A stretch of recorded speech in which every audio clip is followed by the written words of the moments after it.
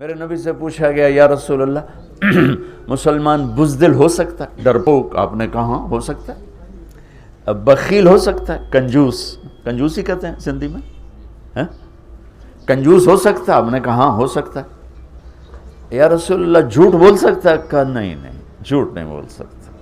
بزدل بھی ہو سکتا ہے، ڈرپوک بھی ہو سکتا ہے، کنجوس بھی ہو سکتا ہے، جھوٹ نہیں بولے گا۔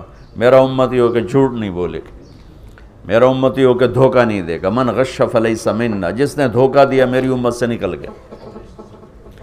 میرا نبی روزانہ ظہر کے بعد بازار کا چکر لگاتے تھے اور ایک ایک دکان منڈی کو خود چیک کرتے تھے کہ شریعت کے مطابق ہے کہ نہیں۔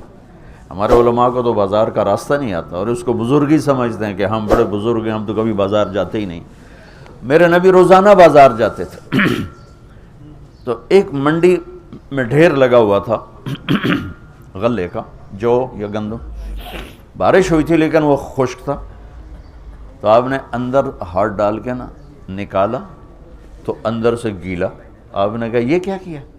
کہ یا رسول اللہ بارش آئی تھی تو وہ گیلا ہو گیا تھا، تو کوئی لیتا نہیں، تو میں نے گیلا اندر کر دیا اور خشک اوپر کر دیا۔ تو آپ نے کہا گیلا نکار کے باہر رکھ تاکہ گاہک کو پتہ چلے تیرے سودے کے عیب کا، اور خشک کو نیچے کر۔ پھر یہ جملہ فمن غش فلیس منا، جس نے دھوکہ دیا میری امت سے خارج ہو۔ کتنی سخت بات فرمائی۔ جس نے روزہ نہیں رکھا میری امت سے خارج ہو گیا، یہ نہیں کہا کہ جس نے دھوکہ دیا میری امت سے خارج ہو گیا۔ تو میں دو باتیں آپ کو بتا رہا تھا، اللہ اس کے رسول دونوں کی طرف سے محبت کا دعویٰ مکمل ہو جائے۔ فَلْيَصْدُقِ الْحَدِيثَ إِذَا حَدَّثَ، سچ بولنا ہوگا زندگی بھر۔ فَلْيُؤَدِّ الْأَمَانَةَ إِذَا تُؤْمِنَ، کسی کو دھوکہ نہیں دینا ہوگا۔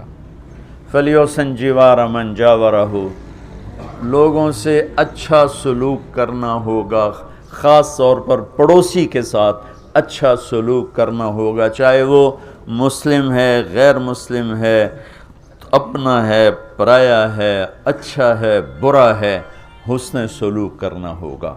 تو اس حسن سلوک اور سچائی اور دیانتداری، ان تین چیزوں کے ساتھ آپ سیاست کرو، آپ تبلیغ کرو، آپ تجارت کرو، آپ حکومت کرو، آپ مزدوری کرو، آپ اللہ اس کے رسول کے محبوب ہیں اور اللہ اس کا رسول بھی آپ سے پیار کریں۔